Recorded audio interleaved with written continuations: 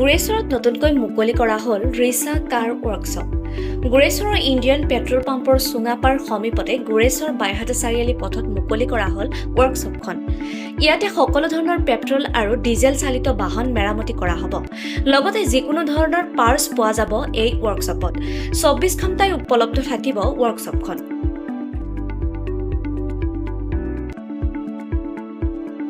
নমস্কাৰ, মোৰ নাম ৰফিক আলী।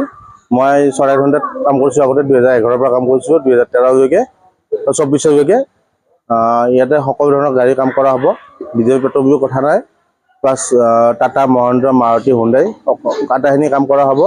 প্লাছ ইয়াতে 24 ঘণ্টা আপোনাৰ ছাৰ্ভিচ পাব। যিকোনো সুবিধা হ'লে কণ্টেক্ট নম্বৰ দিয়া আছে চাইনবোৰ্ডত। কণ্টেক্ট নম্বৰত ফোন কৰিলে হ'ল, তাত পাই যাব। ৰিচা কাৰ ৱৰ্কশ্বপ, এইটো 5 নং গুৰেশ্বৰ মানে গেৰুৱা হয়, ইণ্ডিয়ান অইল পেট্ৰল পাম্পৰ লগতে। ইয়াতে টাটা, মাৰুতি, মহেন্দ্ৰ, হুণ্ডাই আটাইখিনি কৰা হ'ব। লগত পাৰ্টছ এভেইলেবল থাকিব, ষ্টক থাকিব আৰু জিনিয়ন পাৰ্টছ পাব গোটেইখিনি। নমস্কাৰ, মোৰ নাম মহম্মদ আজিজুৰ ৰহমান আৰু এখেত হ'ল মহম্মদ ৰফিক আলী। গেৰেজখন বৰ্তমান খুলিছে এখেতে ৰফিক আলীয়ে। তেখেতে অটোমোবাইল ইঞ্জিনিয়াৰিং কৰিছিল। অটোমোবাইল ইঞ্জিনিয়াৰিং কৰি 2011 পৰাই গুৱাহাটীত যে শৰাইঘাট হুণ্ডাই ডিলাৰখন আছে, তাতে ৱৰ্কশ্বপত 2011 পৰাই কাম কৰি আহিছিলে।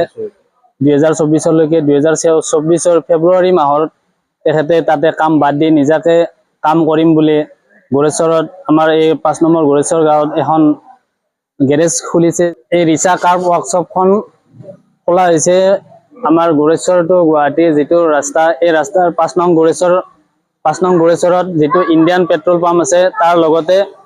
আৰু এই গেৰেজখনত সকলো ধৰণৰ গাড়ীৰ মানে কাম ইয়াতে কৰাব পাৰিব। মেচিনাৰীৰ পৰা ডেণ্টিং, পেইণ্টিং গোটেইখিনি কাম হ'ব।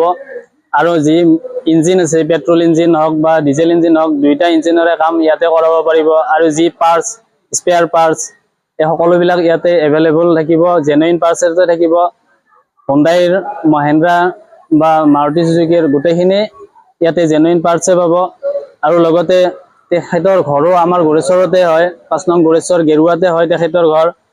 তেখেতে যিমান পাৰে সিমানে আমাক বিশ্বাস দি কাম কৰাৰ কাৰণে চেষ্টা কৰিব।